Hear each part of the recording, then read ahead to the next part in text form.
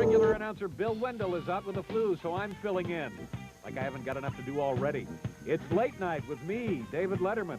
Although I actually prefer to be called Dave. Tonight, man who will probably be serving coffee in the green room next, David Letterman. I'm not even going to try that thing Wendell does.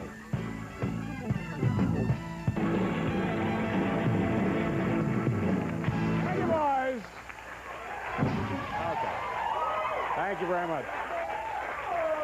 Welcome to the program, kids, moms and dads, and boys and girls of all ages. Did you have a nice weekend? Okay, good. Let me give you a piece of advice here. I had at my house over the weekend the biggest mess I've encountered as an adult. Well, let me explain it to you. Don't ever, just take my advice, never put a jar of gasoline in the microwave. I'm telling you.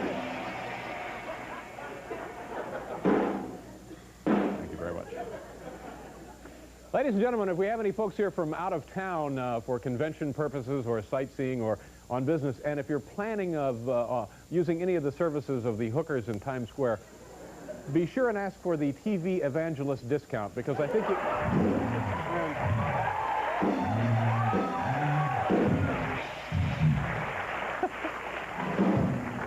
that's interesting, because I thought I had this disconnected, but it still works. There it is. Paul, we have people visiting from your hometown. I know, I can't believe it. Let me just take a second to introduce some folks, because rarely do we get folks who actually live in Thunder Bay, Ontario. This is correct. All the way from Thunder Bay, please say hello to Tammy Menominee. Right? There's Tammy right there. Nice, very attractive young woman.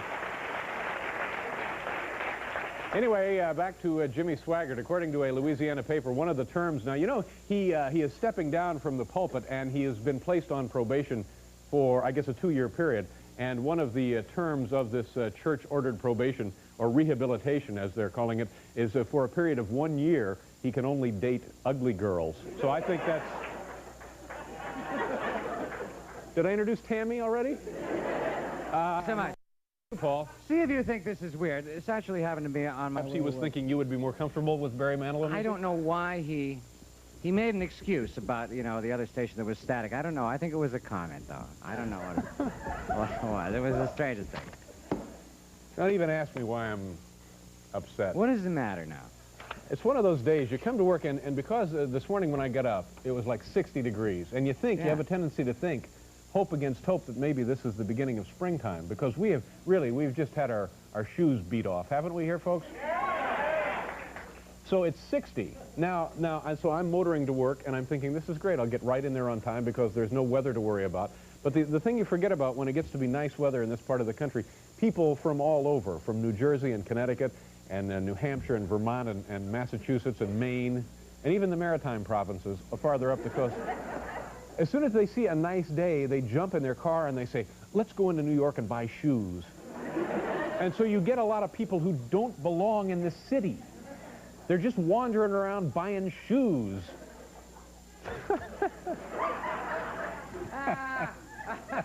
Hugh Masekela is cracking up over here. It took me 90 minutes from the time I left my home to the time I got into my office. 90 minutes! That shouldn't be that way. I know how maddening that can be. Yeah, they should just buy all the shoes you want on the weekend. And is today Wednesday or Tuesday? This is tomorrow Tuesday. Will be hell because it's matinee day. That's right. People load up. That's Tuesday they buy shoes. Wednesday they come in for the matinee. Day, yeah. In their damn new shoes. I may not come in tomorrow. All right. What the hell are we doing here? Are we doing the top 10 here? Do I have anything else to show? Oh yeah, here's the top 10. Oh, this is what it is. See, this is the new issue of it's the March issue of, March 7 issue of Us magazine. Tom Selleck has been selected as their Entertainer of the Year. There's a nice picture of Tom Selleck. Okay. Wonderful. People will applaud virtually anything.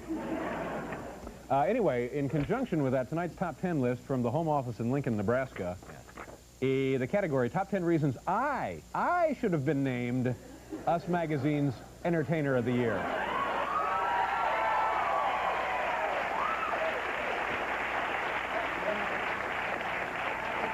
And again, people will applaud virtually anything.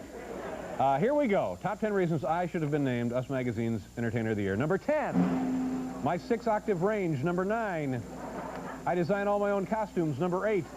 Selleck's goons intimidated my supporters in key Midwestern states. Number 7, I did very well on the written part of the competition, number 6. Remember Lassiter? Number 5. I would use power of title to restore peace in the Mideast, number 4. I spent over 20 grand on cheekbone implants. Number 3, Selleck is only about 5'1", number 2. These readers' polls are turning into nothing but popularity contests. And number 1, damn it, I deserve something, don't I?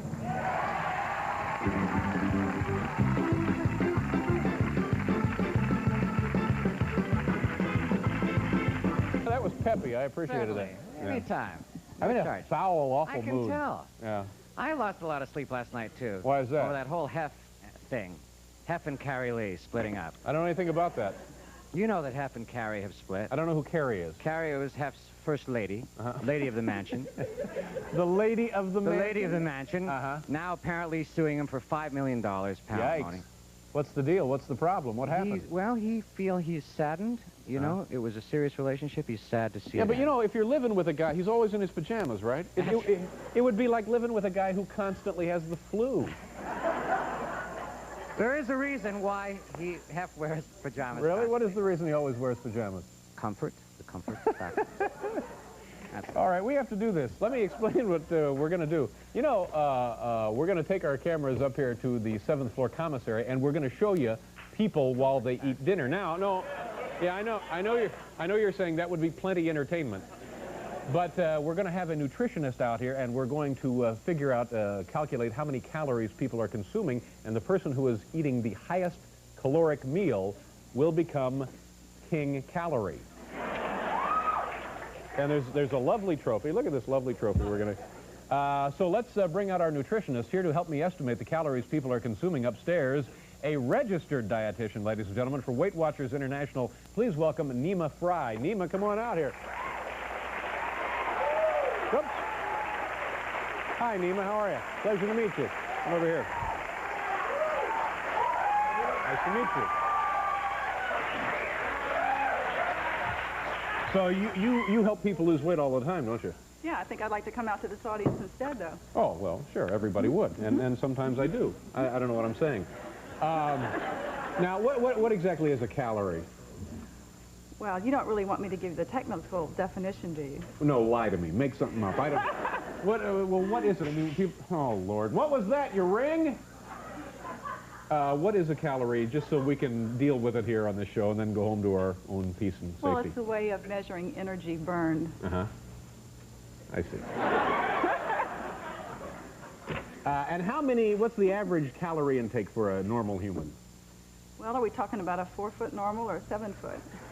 It does vary. What about like a 6-foot normal person? Well, a 6-foot male might consume anywhere from 2,500 to 3,500 calories. So 2,500 to 3,500. So an average maybe like 3,000 would be a reasonable figure. Yeah, and that's might be a little on the high side for someone today, but if they're active, that's... Sorry, I'm a little on the high side today myself.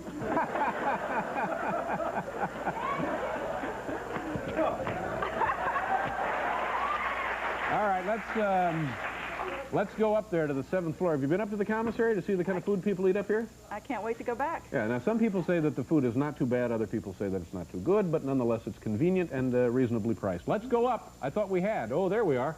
This is the 7th floor. We're going on in there, and we're just going to stop at tables, and we want you to estimate the amount of calories in the food before them. This is, it's a cafeteria situation. People get their own food, and once again, it's packed to the brim. This woman right here, let's go right over and introduce her. No? Come on, please, ma'am. No? Okay. All right, let's keep going. All right. There's a lovely couple. Let's start with this gentleman here. How do you do, sir? Hi, what is your name? Bob Connolly. I was just having cake. You're having cake. What do you do for the network, Bob? I'm just here visiting today. Just visiting? What do you do for a living? I'm an artist. And who are you visiting? I'm visiting Phil Donahue. Don't lie to me. I went to see his show today. You're doing what, is he saying? Is that David Letterman? It is. I'm Dave Letterman. Nice to see you. Does everybody tell you that you look like Bob Connolly? Because everybody tells me I look like David Letterman. Oh, is that right?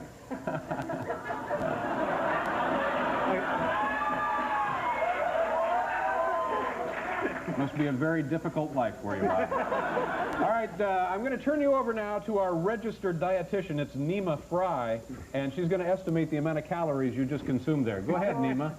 Well, what did you have there? Cake? Well, yes, I had a piece of chocolate cake with some white frosting and some chocolate blossoms on the top of it. How big was the hunk of cake you had there, Bob? Substantial. Uh-huh. I'd say about What do you think, Nima? How many wide as calories? my hand, and then it came to a triangular point.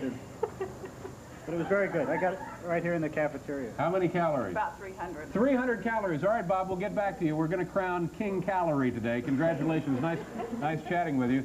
Let's go over there. Is that Mussolini? I'm sorry. Okay. Hi. Nice to see you. What is your name, sir? Arthur Weeder. Arthur, nice to...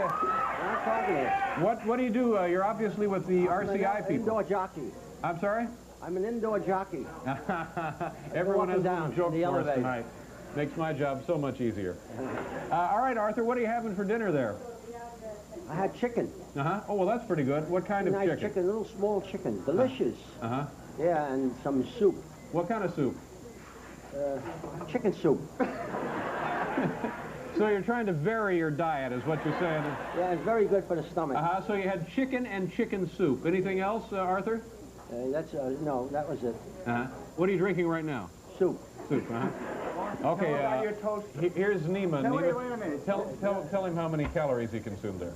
Well, I'm going to assume you ate the skin of that chicken, so we'll give you about 300 calories for that and about 200 for the soup. I saw the soup tonight. So what's the total then? 500. 500 calories. Congratulations, Arthur. We'll get back to you. One more. Is it me or is this taking forever? All right, let's find one other person dining, and then we'll... how about this woman here? Would that be a high-calorie thing there she's eating? Excuse me, ma'am. Can you approach the camera, please? What is your name? Larice. I'm sorry, Larice? I didn't hear what you said. Larice. What are you eating there, Larice? I'm eating an ice cream sandwich. Uh-huh. And is that the only food you're having tonight?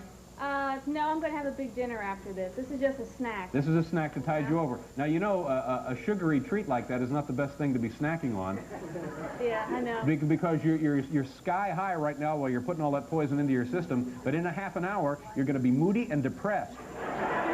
And I predict you'll be sobbing on the subway somewhere. It's Probably. mood swings, Larice. Anyway, Nima, tell her how much calories she's eating there, how many she's eating.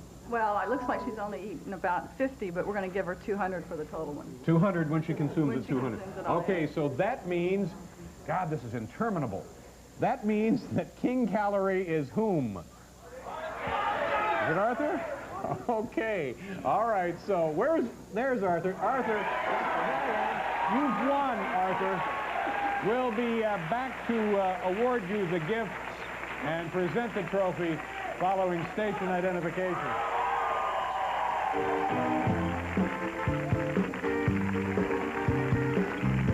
Now, Nima, Arthur Weeder, the gentleman in the brown uniform, was the high-calorie person for us today, 500 calories, but still, that's way below what... Arthur! Nice to see you. Come on up here, Arthur. This is Nima Fry. She's a nutritionist. Uh-huh. Yeah. And was this your supper for today? Yes. Or will you go home and have another supper? No, maybe. Uh-huh. How many meals have you had today? This is third. This will be your third, so maybe a little snack after work? Little snack, yeah, a little peanut butter at night. Why don't you tell the people what the uniform is, Arthur? This is elevator operator's uniform. Oh, I didn't realize that. I thought this was a security uniform. No, the elevator operator. How long have you worked here? 38 years. And how do you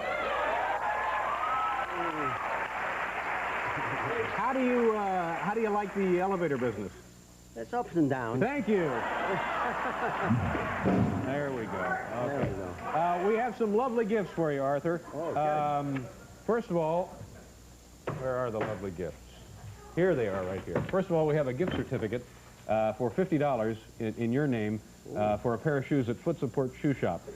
Oh, really? West 49th Street, a brand new pair of shoes. Congratulations. Oh. Also, we have this lovely videotape play bridge with Omar Sharif. Hope you get a lot of use out of that. Boy, very good. We have for you an entire carton of Class C fireworks. Hope you enjoy those. Oh, boy. can explode with these. That's right. And finally, the one and only King Calorie, because we are retiring the whole thing. This is yours. This is the last time you'll see this on our show. It's for you, Arthur, the King Calorie Trophy. And now, Paul, our own Paul Schaefer has a very special song for you, Arthur. Congratulations. Nice to see you. Paul, take it away. Thank you, Dave. You know, if the man upstairs were to grant me just one hit, I'd like to have it with this song. King Calorie, you live your royal plan. King Calorie, a regal garbage can. With matchless style and grace, why do you have to stuff your face? Why can't you fall in love like any other man? King Calorie.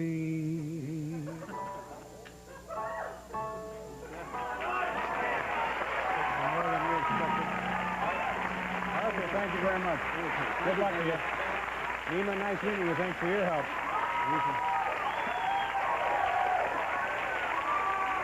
Arthur, here. Why don't you carry this? Thank you very much.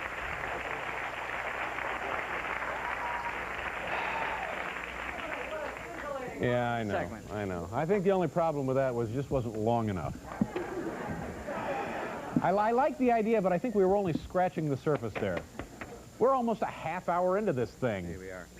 Oh, God. King Calorie. Yeah, that's one for the time capsule. Well, let's bring out our first guest, if in fact she's still here. She is, huh? She's here. Oh, good. King Calorie. Adios. Au revoir. Our first guest has been named the most beautiful woman in the world 3 times. 3 times. 3 times. She appeared on more than 200 magazine covers. Her video, The Cover Girl Guide to Basic Makeup, will be released this spring. Please welcome Christie Brinkley. Hi, Christie. How are you? Pleasure to meet you. Thank you very much for coming.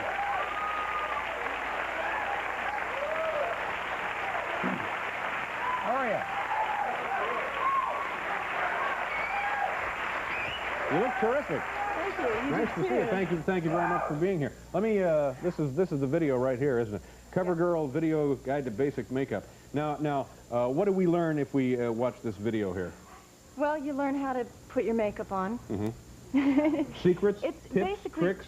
well, it's sort of a guide for young girls who really don't know anything about makeup. How old are we talking And it can be about? confusing. Well, I don't know, whatever age they start using it. I don't know. What age did you start using makeup? You hardly have any makeup on at all, do you? Hardly at all. No, it's true. This is all natural. No, I mean, but pretty much isn't that it? I mean, without... Well, I mean, I didn't begin using makeup until a long time ago. I mean, let me start again. All right. I wish we could start the whole damn thing again. I didn't start using makeup until I went to Paris and was discovered. And Now, how old were you then? I was pretty old, actually. I was 20. 20 years old, yeah. Yeah. So this seemed like a logical thing to do at 20 to move off, because we've talked to other women who have gone over there at like 16 or 17. Well, I went there at 18, but I wasn't discovered right away. So how did the discovery take place? I think these are always great stories. Right. Now, Well, are they true, or is this something that somebody makes up for you? Well, mine was true. All right, let's hear it. Well, I was walking down the street one day in Paris, and I had a sick dog. And What kind of dog? Just a little Brittany Terrier or Yeah. something like that. I didn't have her too long. And I was looking down at the dog, and I smashed right into a guy, and he said, "I've been looking for a girl like you." Wow. And so... It'd be funny if you said, "I've been looking for a sick dog." Anyway. So, Anyway, and so who he did the ends guy up- turn out to be? He was a photographer, and he gave me his number, and he was for real. He took a couple pictures of me and showed them to a model agency. I went in, and they said, "Okay, I'll book her for Morocco. I'll book her for, Wow. here, there."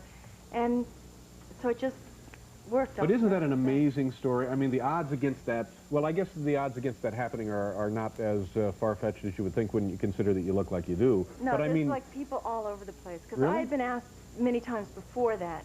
But until I had the sick dog, see, where that fits into the story is, at the time I was working as an artist in Paris, and I was spending all my money on this dog. I wasn't earning very much money as an artist. Yeah. And so the only reason that I considered doing a job at that point was just to get some money. So now what kind of artist were you? I did, well, I still do a lot of watercolors. I'm trying to learn oils. And I do a lot of paintings with other things attached. If I start with watercolor, then I'll add in some tin foil to highlight in certain places, or maybe some jewelry. Ever tried any big clown faces with the big eyes? And, On velvet. no, would you rather do that or model? Do you think you were a pretty good artist? Yeah, sort of. But you know, everybody thinks they're a pretty good artist. But Yeah, are but you? the thing is, I enjoy modeling, but I love painting. Yeah, yeah. So Could you make the kind of living you've grown accustomed to painting? I doubt it. No. Might have to start doing garages to do that, to augment that. What a night, huh? We'll be right back with Christie Brinkley. I mean, if you don't want to tell me how old you are, you don't have to, but how old are you? I know it's probably not a polite question, but No, I don't care. I just turned 34 the other day. 34? How old are you? I'm 40. Are you? I'm 40. You look But see, pretty I was much gonna think to myself, I'm thinking it's probably 26 or 27. Oh, thanks. So, but at 34, you certainly. That makeup that I learned how to do on that Cover Girl Basic Guide to Makeup. So you could conceivably go on modeling. Okay, forever. Well, no, I'm- reasonably speaking, don't you Well, think? you know, I mean, the baby boom is getting older, right? So they have to have somebody to identify with. So as they gray and get old, you know, so will I, and we'll, you know, get old together, maybe. Let's talk about your trip to Russia with your husband, Billy Joe. Is it Billy Joe or Billy Joel? Billy Joe. I know he's very popular with the young people, and I can't. Oh, these are actually great photos. These are just vacation snapshots. Yeah. Well, it must have been the experience of a lifetime for It you. was Huh? great. It really was a once-in-a-lifetime. There we are with our provisions that we brought over there. Because, you know, the food is kind of funny there. The food is not great. No, we called it bloody chicken and warm Coke. Ooh. Well, there's certainly nothing wrong with warm Coke. And this is, I think this is interesting. Yeah, that's a Russian sports car. Wow. Isn't that great? Paul, we should start importing these.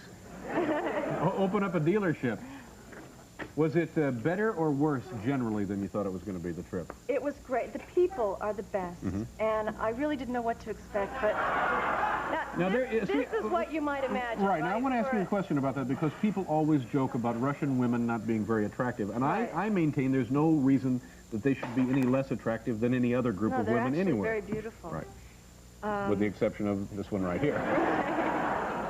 But again, I mean, any beach in the world you would find now. Here we have other women who are... Right. Yeah. That's, these are just the, you know, regular Russian girls on a beach in Leningrad. Looks And like the they beach would has make been their own paved, bathing though. suits.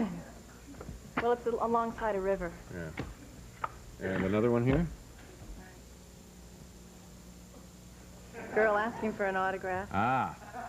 But, Really? you know, they're very relaxed about their bodies and just, you know, go out on the beach with little bikinis. I imagine that somehow everything feels like 1940s in the Soviet Union. And so somehow I thought that would carry through. But on the beaches, they're just loose and they're at ease and they're great people. Sure. How did you find the concerts that your husband was doing? Well, the first one was pretty scary because we get there and it was such an effort to finally make it there. And he starts playing the first song and the audience was sitting there like this. Well, I know that feeling. No, not moving, you know, just nothing. You know, he called it an oil painting and it really did look like an oil painting out there. Yeah, well, that But would really then- throw you because you need some kind of Yeah, it energy does, coming you know, back. especially in that kind of show. But he finally, back in the, you know, far back in the audience, he heard some noise. So he leapt off the stage, ran back there, started shaking some hands. And when he ran back to the stage, it was like the Pied Piper with a ton of people following behind him. What was the local press coverage of the event like? Was it generally positive? Was it all good Oh, over yeah. in the Soviet Yeah, Union? very good. They loved him there. See, it must be a lot of fun and a little scary. I mean, here, you know, the press made a big deal about this tantrum thing, right? And there they loved it. Yeah. They thought it was great. They don't see things like that, I'm guessing. No. Yeah. You know, it was different. And also, you know, your husband was on our 6th anniversary show and was terrific. Played with Paul and a huge band, and they sounded just great, and give him my thanks for that effort as well. Here's this new Cover Girl video. I don't see how you can live in 1988 without one of these. It was a pleasure meeting you. Thank you very much. We just didn't give it a chance to develop.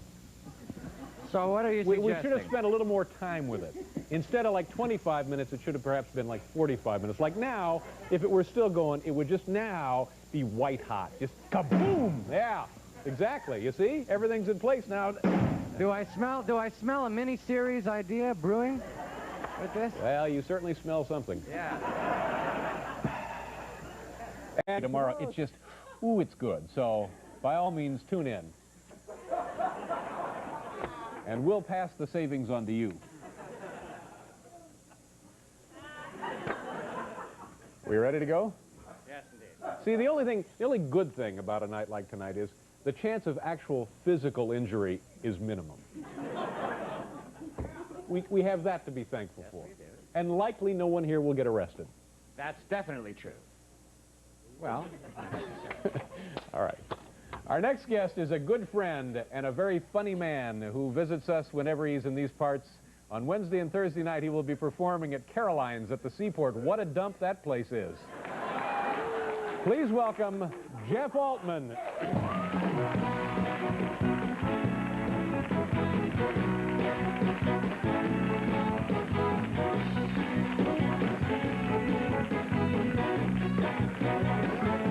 Good to be here. How you doing? Good. I just got back from the doctor. Oh, not feeling well? Well, You look good. I'm so excited from seeing Christie Brinkley. Yeah, she's God, lovely. And she's 34. I didn't realize that. What a lovely woman. Yeah, I was flirting with her a little back in the green. Really? You know, I don't normally flirt with girls because I don't usually do too well, but I asked her if she wanted to go out afterwards and have a little coffee or maybe something. Really? And she really started coming on to me. No kidding. Here's what she said. Look, just pack up and ride. Beat it. So she said, look, just pack up and ride, and then beat it. And then beat it. Yeah. So you felt like she was responding. Right now, Dave, I'm out. Completely unconscious. I'm out cold. I'm out cold. I don't know if you've done this on the show before, but tell a little story about you coming in on the airplane and you're goofing around with the flight attendant about landing. Tell that story. All right. That's a good story. Well, I'm on the plane. No, this is true. I snuck up into first class. Sneaked up. Thanks, Doc. Yeah. Snuck up into first class. And this guy is humorless. He's a flight attendant who's humorless. And most of them are pretty good-natured. Yeah, and so I'm up there, and I'm trying to kid with the guy, and he won't kid around at all. And finally, we were about 1,500 feet from the ground, landing in Dallas. Right. And I thought I'd scare him. I grabbed him like this, and he was a little light in his loafers. I grabbed the guy, and I said, listen, man, don't you understand? We're losing altitude. We're losing altitude. And he went just like, listen, we're landing, we're landing.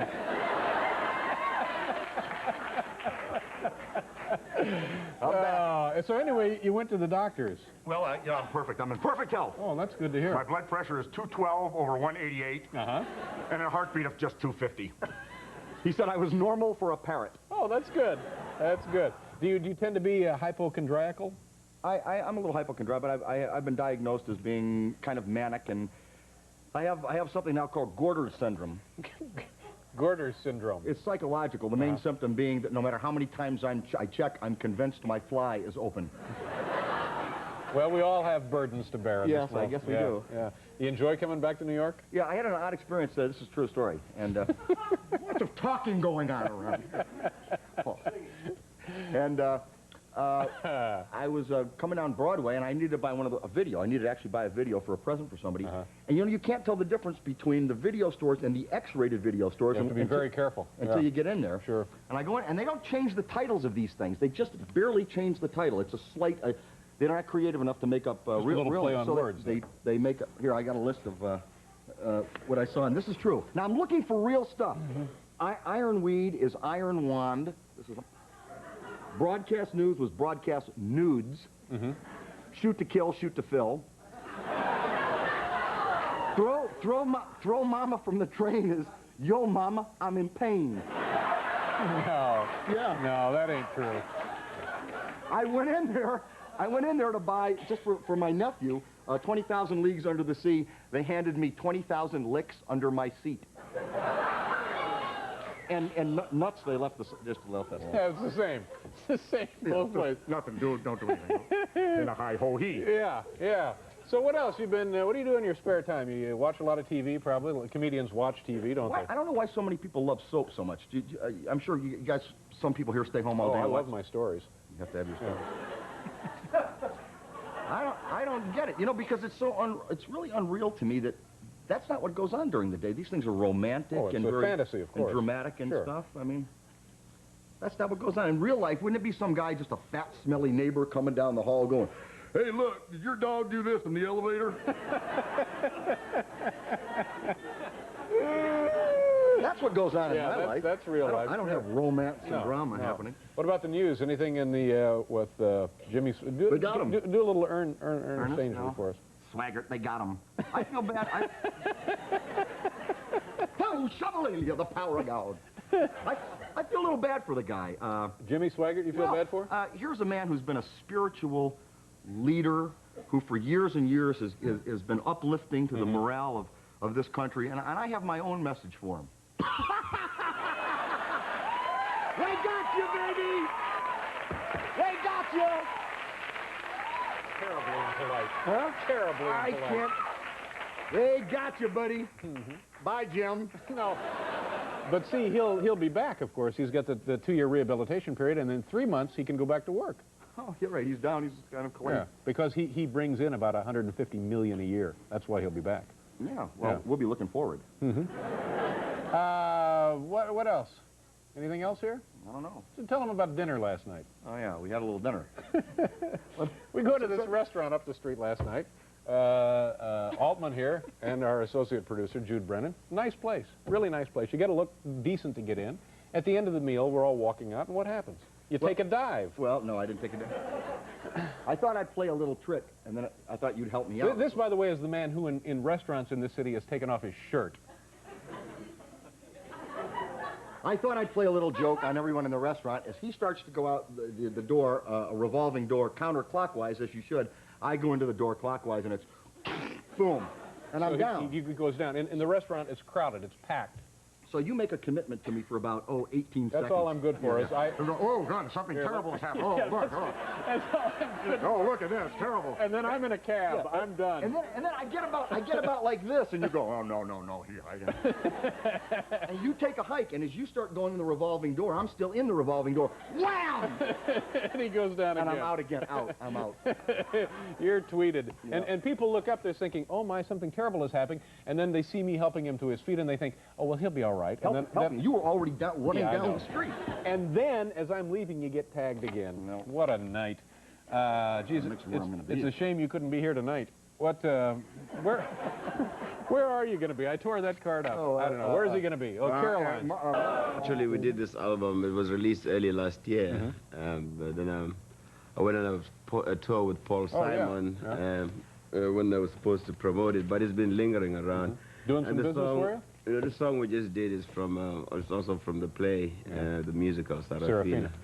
What is this? Now, this is not a trumpet. I know that. This is called a flugelhorn. And what is the essential difference between a trumpet and a flugelhorn? Well, they're the same pitch, except that this has a wider bore. It's a bigger bore, so it gets a bigger sound. It's like the difference between the same note on a trumpet would be ee, and on this would be ooh. You really don't need an instrument at all, then. You could just do that, couldn't you? Is there any difference in how it plays? No, everything is exactly the same, except it's it has had more calories. No.